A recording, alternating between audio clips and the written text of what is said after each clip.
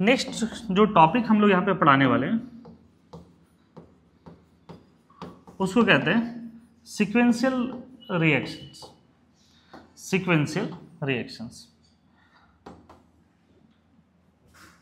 तो सबसे पहले हम लोग टॉपिक को समझते हैं कि सीक्वेंशियल रिएक्शन क्या होता है। सीक्वेंशियल रिएक्शन देखो ये बताता है कि देखो कभी कभी क्या होता है ना कि बहुत सारे रिएक्शन सीक्वेंस में होते हैं, सीरीज में होते हैं। जैसे फॉर एग्जांपल अगर आप लोग तैयारी कर रहे हैं तो आप एडवांस के एग्जाम तभी दे पाएंगे जब आप जेईई मेन क्या करोगे, क्लियर करोगे।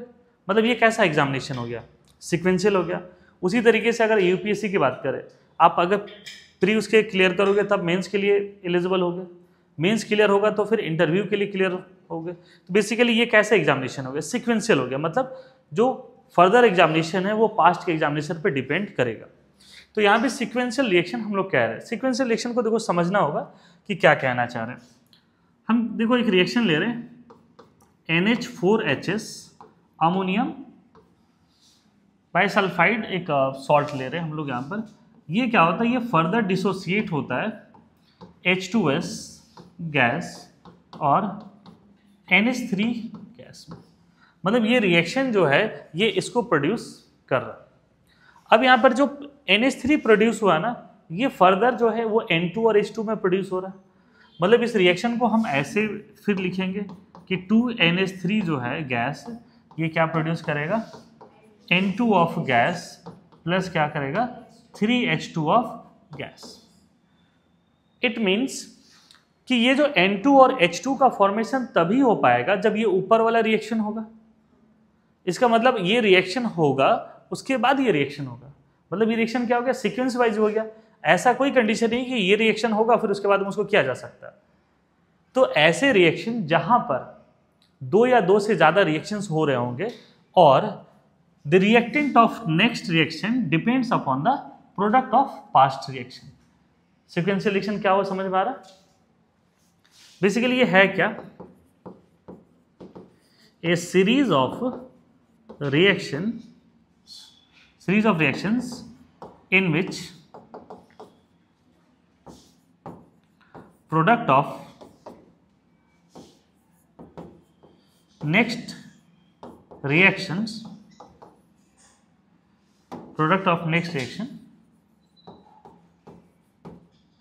depends upon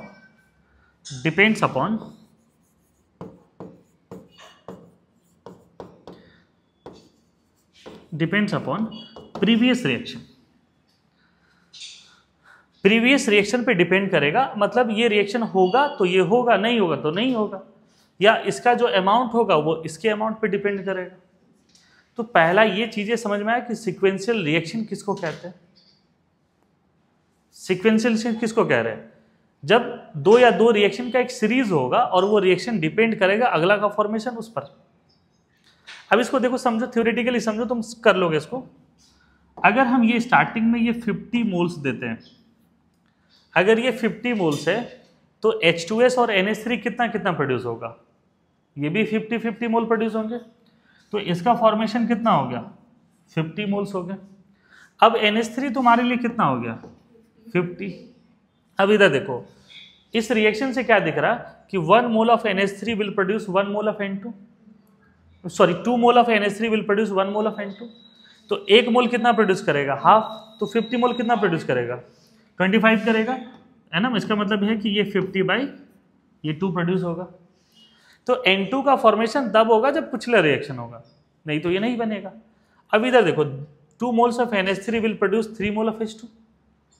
तो 50 मोल कितना प्रोड्यूस करेगा, 75, 3/2 इंटू। तो such type of reactions is called sequential reaction. Sequential reaction किसको कहें, समझ में आई ये चीजें। When the product of previous reaction depends upon the past reaction, है ना, ये इस पर डिपेंड करेगा। लिख लिए इसको। अब यहाँ पे सीक्वेंशियल रिएक्शन का एक फॉर्मूला हम आपको बताएंगे, फिर फॉर्मूला के अकॉर्डिंग बहुत सारे क्वेश्चंस हम लोग सॉल्व करते हैं। तो पहले तो ये देखना होगा, पहले तो इसमें है कि आपको बैलेंस रिएक्शन लिखना होगा। विदाउट बैलेंस रिएक्शन नहीं कर सकते, आपको बैलेंस रिएक्शन लिखना ही होगा। फिर क्या है कि अगर जो मोल्स ऑफ प्रोडक्ट निकालना है, दैट इज ये क्या है, मोल्स ऑफ प्रोडक्ट। तो आपको देखना होगा कि वो किस पर डिपेंड कर रहा है। जैसे ब्रेड का प्राइस कब बढ़ेगा, जब आटे का प्राइस बढ़ेगा। आलू का प्राइस बढ़ने से ब्रेड का प्राइस नहीं बढ़ेगा। ये चीज भी देखना होगा किसके इंक्रीज करने पे क्या चीज बढ़ेगा। बात समझ में आ रहा? तो जैसे फॉर एग्जांपल अगर मान लो इलेक्ट्रिसिटी बिल बहुत हाई हो गया तो हम तुम लोग का फी बढ़ा देंगे, लेकिन चौक का प्राइस बढ़ेगा तो तुम्हारा फी नहीं बढ़ाएंगे। बात समझ में आ रहा? क्योंकि मेरे पे डिपेंड नहीं करता। तो अगर मोल्स ऑफ प्रोडक्ट की बात करते हैं तो मोल्स ऑफ प्रोडक्ट सर कैसे निकालेंगे? एक बार प्रीवियस रिएक्शन आप देखो तो यहाँ पर क्या है कि ये जो प्रोडक्ट निकाले हैं N2, इसके लिए हम लोग क्या करें, देख रहे हैं किस पर डिपेंड कर रहा है, इस पर डिपेंड कर रहा है, उस पर डिपेंड कर रहा है, इस पर डिपेंड कर रहा है। तो इन चीज़ों को फॉर्मूला में लेके चलते हैं। तो ये क्या होता है, that is stoichiometric coefficient of product 1 कितने पे डिपेंड करता है वो देखा जाएगा बाद में, P1 into P2 into P3 into and so on, and it is divide by SC of reactant. ये रिएक्टेंट पे डिपेंड करेगा, R1 R2 R3 and so on. किस पे डिपेंड करता है वो चीज़ें हम लोग देखेंगे इसको बाद में। इनटू मल्टीप्लाइड बाई क्या हो जाएगा, given moles of the reactant. उस रिएक्टेंट का जो मोल्स होगा, ये उस पर डिपेंड करेगा। ये चीज सारी चीजें, मोल्स ऑफ प्रोडक्ट जो होगा वो किसके बराबर हो जाएगा, that is stoichiometric coefficient. Moles of product जो होगा stoichiometric coefficient of the P1 P2 P3 P4 and so on divide by R1 R2 R3 into क्या हो जाएगा, गिवन नंबर ऑफ मोल्स होगा। ये क्या चीजें होता है इसको हम समझाते हैं। और अभी तो जैसे पिछले क्वेश्चन को तुम एनालिसिस के फॉर्म में कर लिए थे, लेकिन हर क्वेश्चन को एनालिसिस के फॉर्म में करोगे ये जरूरी नहीं है। तो उसके लिए बहुत सारे हमें मेथड की जरूरत होती है। तो देखो हम दोनों तरीके से इसको सिखाते हैं। तो देखो पहला रिएक्शन हम लोग यहाँ पर लिख रहे हैं कि ये रिएक्शन कैसा है। तो एक रिएक्शन है जो A से जो है वो 2B और 3C की तरफ फॉर्मेशन हो रहा है। दूसरा रिएक्शन यहाँ पर देखना कि 2B और 3C की तरफ हो रहा है। यहाँ क्या हो रहा है कि जो 3B है वो 4D और 5E की तरफ बढ़ रहा है, और यहाँ पर 2E जो है वो 7F प्लस 8G की तरफ बढ़ रहा है। ये सिक्वेंशियल रिएक्शंस हैं, ये जो सारी चीजें हैं। हाँ, तो ये A जो है वो B और C का फॉर्मेशन कर रहा है, B किसका फॉर्मेशन कर रहा है, D और E का, E किसका फॉर्मेशन कर रहा है, F और G का। और इनिशियली जो है N जो है वो 50 मोल्स है। मोल्स ऑफ A कितना है, 50 मोल्स है। इस क्वेश्चन को देखो ना, ये सीक्वेंशियल रिएक्शन सीखने में एकदम मदद आ जाएगा आपको। A जो है वो B और C में कन्वर्ट हो रहा है, B कन्वर्ट हो रहा है किसमें, फर्दर देखो ये B जो कन्वर्ट हो रहा है किसमें, D और E में, और E बन चुका है तो फिर E किस में कन्वर्ट होगा, F और G में, ये इसमें कन्वर्ट होगा। अब इस चीज़ों को लेकर के हम लोग बढ़ते हैं कि अगर आपसे पूछ दे कि मोल्स ऑफ C कितना है, ये सब चीज़ें पूछ दे, मोल्स ऑफ D कितना बन रहा, मोल्स ऑफ F कितना बन रहा, मोल्स ऑफ G, ऐसे नॉर्मली एग्जाम में कोई एक ही पूछा जाएगा कि इनमें से कौन सा फॉर्म करने वाला है, कौन सा फॉर्म करेगा, ये पूछा जाएगा। अब देखो यहाँ पर हम क्या कह रहे हैं, ये प्रोडक्ट वाली चीजें देखो, देखो C जो है, C का फॉर्मेशन किस पर डिपेंड कर रहा है, A पर। तो यहाँ पर मोल्स ऑफ C क्या हो जाएगा, इसका स्टोइकोमेट्रिक कोएफिशिएंट क्या है, 3 है, इसका क्या है 1, तो 3/1 इंटू क्या हो जाएगा 50, तो ये कितना आंसर आ जाएगा, ये 150 मोल्स आ जाएगा। अब इसके बाद अगर हमसे पूछा जा रहा है D का मोल, अब देखना ये थोड़ा सा सीखना होगा आपको, D का मोल सीखना होगा। D का जो फॉर्मेशन है वो किस पे डिपेंड करता है, B पर। B का फॉर्मेशन किस पे डिपेंड करता है, A पर। जैसे ब्रेड का प्राइस डिपेंड करता है आटे पर, आटे का प्राइस डिपेंड करता है गेहूं पर डिपेंड करता है। तो ये सीक्वेंशियल चीजें हैं। तो यहां पर प्रोडक्ट साइड में D के लिए कौन कौन हो गया, B और D, इसका स्टोइकोमेट्रिक ऑप्शन क्या है 2 है, इसका क्या है 4 है। तो यहां क्या लिखेंगे हम लोग 2 इंटू 4, ये P1 P2 वाली चीजें समझ में आया। मतलब D का फॉर्मेशन D प्रोडक्ट साइड में है और D डिपेंड कर रहा है B पर और B डिपेंड कर रहा है A पर। तो इसका स्टोइकोमेट्रिक ऑप्शन क्या है 2 है, इसका क्या है 4 है। तो stoichiometric option of P1 P2 P3 and so on, जितना डिपेंड करेगा डिवाइड बाई रिएक्टेंट। तो 2 इंटू 4 हो गया प्रोडक्ट वाला। अब यहाँ पर रिएक्टेंट इसके लिए कौन कौन है, A और B है, तो 1 इंटू क्या हो जाएगा 3 इंटू क्या हो जाएगा 50, तो ये किसके बराबर आ जाएगा? 400/3 मोल्स के बराबर होगा क्या? तो कैसे सिक्वेंशियल लगा रहे हैं ये चीजें क्लियर है? इसी तरीके से अगर हमसे पूछा जाए कि मोल्स ऑफ एफ बताइए, तो एफ कैसे बताओगे? देखो एफ का फॉर्मेशन किस पे डिपेंड कर रहा है? ई पर। ई का फॉर्मेशन किस पे डिपेंड कर रहा है? बी पर। बी का फॉर्मेशन किस पे डिपेंड कर रहा है? ए पर। तो एफ के लिए स्टोइकियोमेट्रिक ऑप्शन किसको किसको लेंगे? बी को, ई को और एफ को। इसका किस पे डिपेंड कर रहा है? ई पर। ई डिपेंड कर रहा है इस पर और ये इस पर। तो इसके लिए किसका किसका स्टोइकियोमेट्रिक ऑप्शन लेंगे? हाँ, तो बी का, ई का और ये प्रोडक्ट साइड में, तो क्या हो जाएगा? 2 5 7। तो क्या हो जाएगा? 2 हो जाएगा, 5 हो जाएगा, 7 हो जाएगा। What about the reactant? A, B और ई, तो 1 3 और 2, तो ये 1 हो जाएगा इंटू 3 हो जाएगा इंटू 2 इंटू क्या हो जाएगा? 50। That is the given moles. तो ये मल्टीप्लाई करने पर कितना आ रहा है आपको? 3500/6 मोल्स। 3500/6 मोल, ठीक है, अपने किसी भी तरीके से इसको सॉल्व कर सकते हैं। तो यहाँ पर हम लोगों ने इसको सॉल्व कर लिया। अब फाइनली फिर से हमको किस पर आना पड़ेगा? जी निकालना है। क्या बोले?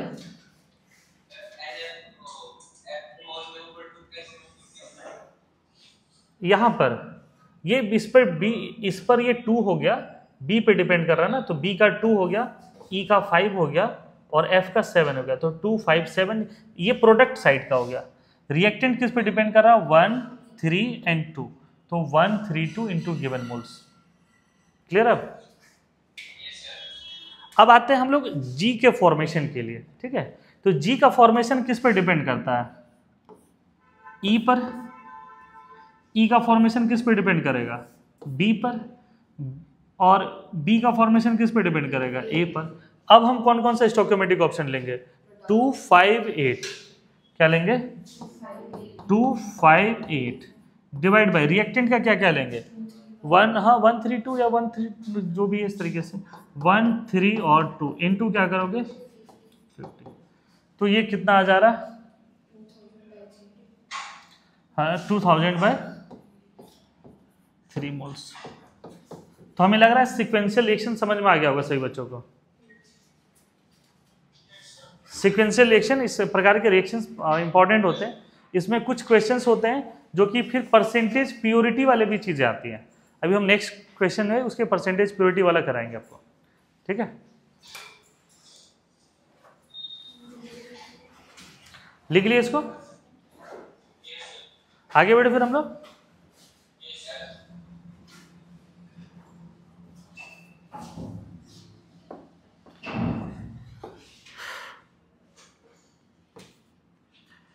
CaCO3 है, ये 20 मोल्स है ना। ये क्वेश्चन देखना, सॉलिड के फॉर्म में है।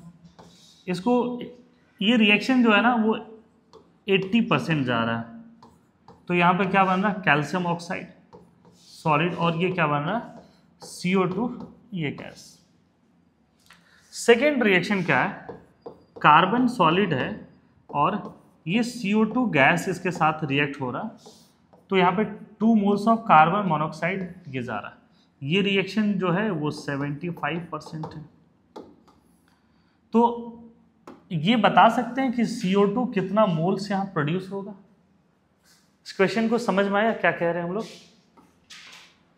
क्वेश्चन को कह रहे हैं कि 20 मोल्स ऑफ कैल्शियम कार्बोनेट ना, जिसका परसेंटेज यील्ड क्या है या परसेंटेज प्योरिटी 80% है, तो ये प्रोड्यूस क्या करेगा? Calcium oxide and CO2। जो प्रोड्यूस CO2 है ना, वो किससे रिएक्शन हो रहा है? कार्बन से। सॉलिड है, दैट इज, ये बेसिकली क्या होता है? कोक होता है। और इसकी इफिशियंसी कितनी है? 75% है। तो बताइए कि CO कितना फॉर्म करेगा? क्या इसको सॉल्व कर लोगे? तो देखो इस रिएक्शन में देखो, 1 mole of calcium carbonate will produce 1 mole of CO2। तो 20 मोल कितना प्रोड्यूस करेगा? 20 व्हेन इट इज 100% प्योर। लेकिन ये कितना है? 80/100 इंटू 20 होगा। ये समझ में आया? हम मोल्स के टर्म में चल रहे हैं। तो ये यहां से कितना मोल्स आ रहा है बताओ, 16। तो अब ये कितना हो गया, 16, और ये इसमें लिखना होगा हमें कि ये क्या है, एक्सेस है, सो दैट कि प्रोडक्ट किस पे डिपेंड करेगा, CO2 पे। अब देखना यहां पर 1 मोल जो CO2 है वो 2 मोल CO प्रोड्यूस कर रहा है, तो 16 कितना प्रोड्यूस करेगा, 2 times when it is 100%, but ये क्या है 75% ही है, तो CO का अमाउंट कितना हो जाएगा, 75/100 इंटू 2 इंटू 16 होगा क्या, 75% CO थ्योरेटिकल कितना हो, देखो 1 मोल से 2 मोल बनेगा तो 16 से कितना बनेगा, 2 इंटू 16। कब, जब ये अंदर रिएक्शन इज 100%, बट ये 75% होगा तो इतना ही बनेगा यहाँ पर। तो ये रिएक्शन समझ में आपको, तो ये कितना मोल बन रहा है, हाँ कितना बन रहा है, 24% नहीं, मोल मोल मोल 24 मोल, ठीक है। तो ये सीक्वेंशियल वाली चीजें समझ में आपको, ये सीक्वेंशियल वाली तरीके। अब देखो इसको हम चाह रहे हैं कि एक और इजी तरीके से बताएं, सेम न्यूमेरिकल को हम चाह रहे हैं कि इजी तरीके से बताएं सीक्वेंशियल मेथड से। तो देखो यहां पर मोल्स ऑफ CO, एक मिनट देखना यहां पर, CO का फॉर्मेशन किस पे डिपेंड कर रहा है, CO का फॉर्मेशन CO2 पे डिपेंड कर रहा है, CO2 का फॉर्मेशन किस पे डिपेंड कर रहा है, CO पर। तो ये थ्योरेटिकल कितना हो जाएगा, 2 इंटू 1 डिवाइड बाई 1 इंटू 1, इसमें कोई दिक्कत, ये as like previous one, into given moles कितना है 20। लेकिन ये रिएक्शन कब होता है, जब 100% रिएक्शन होता है, लेकिन रिएक्शन एक बार 80% है, एक बार क्या है 75%, तो इसको इंटू क्या कर देंगे हम लोग, 80/100 इंटू क्या करेंगे 75/100। तुम आज इसको सॉल्व करके बताओ कि क्या आंसर 24 आ रहा है, इसको देख लो, सॉल्व करके देख लो क्या 24 आ रहा है इस तरीके से। तो कौन सा मेथड अच्छा है, ये मेथड अच्छा लग रहा है कि ये एनालिसिस वाला, ऊपर वाला, ये मेथड अच्छा लग रहा है। इसलिए देखो हम दोनों मेथड आपको बता दिए, एग्जाम में जो दिमाग में क्लिक कर जाए वो मेथड से आप स्टार्ट कर जाइए। तो इस प्रकार से सीक्वेंशियल रिएक्शन बन जाएंगे। सीक्वेंशियल रिएक्शन में किसी प्रकार की दिक्कत,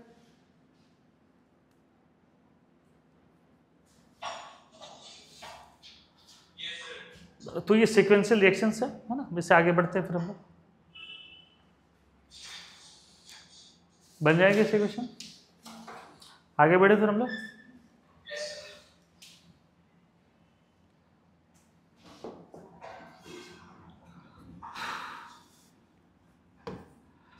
कार्बन सॉलिड है और O2 के प्रेजेंस में एक्सेस रिएक्शन करा रहे हैं, तो ये क्या बन रहा, CO2 गैस बन रहा, बट इसकी प्योरिटी जो है वो 80% ही है। कार्बन कोक के बारे में बात कर रही है, वो 80% ही प्योर है, बस इसका रिएक्शन O2 के एक्सेस का करा रहे, तो क्या बन रहा, CO2 बन रहा। ये CO2 यहाँ पर फॉर्मेशन हो रहा, और ये जो CO2 है ना, CO2 इसका रिएक्शन जो है CO2 is absorb by KOH। ऐसे क्वेश्चन मिलेगा आपको कि CO2 है, इसका रिएक्शन हम किससे करा रहे हैं, KOH से, तो क्या बनता है KHCO3। ये ऐसी चीजें आपको मिलेगा वहां पर, KHCO3। तो इस क्वेश्चन में बोला जा रहा कि अगर KOH जो है, इस क्वेश्चन को अगर तुम कहो तो लिख सकते हैं हम, है ना, 80% pure carbon solid on combustion with excess O2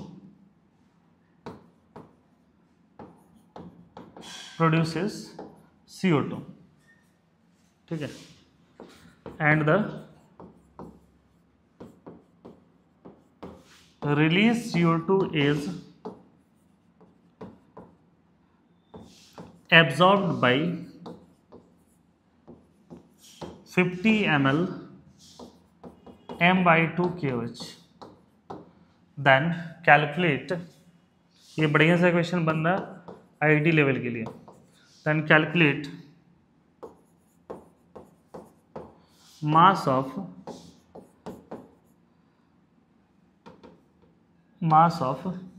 carbon solid taken for this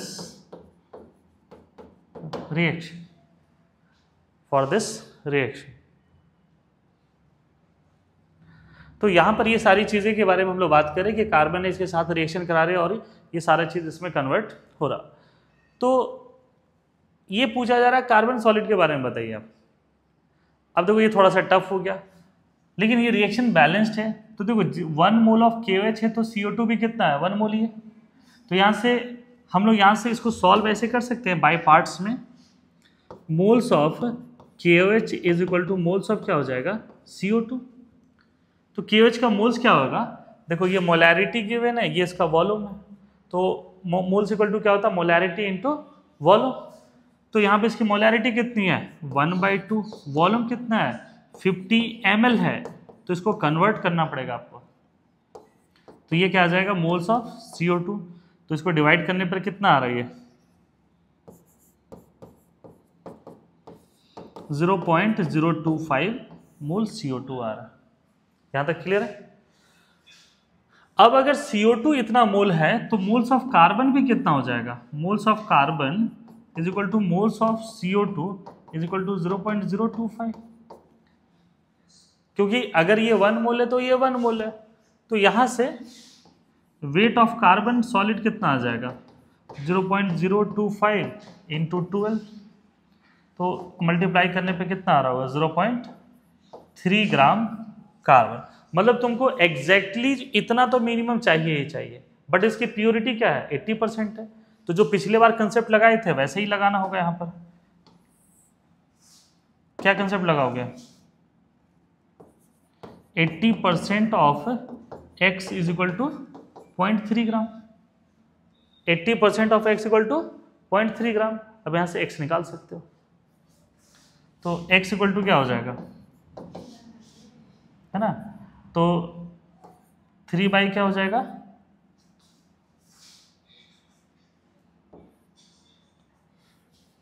ये कुछ ऐसा आएगा 3/8 आ जाएगा। इसको सॉल्व करोगे तो देख लेना 3/8 ये कैसे 0.375 ग्राम आता है ना। ये सब कैलकुलेशन देखो फास्ट हो, ये सब नहीं कि हम रट के बैठे हुए हैं। 1/8 की वैल्यू हमको पता है 0.125 होता है, तो 0.125 इंटू 3 क्या हो जाएगा 0.375।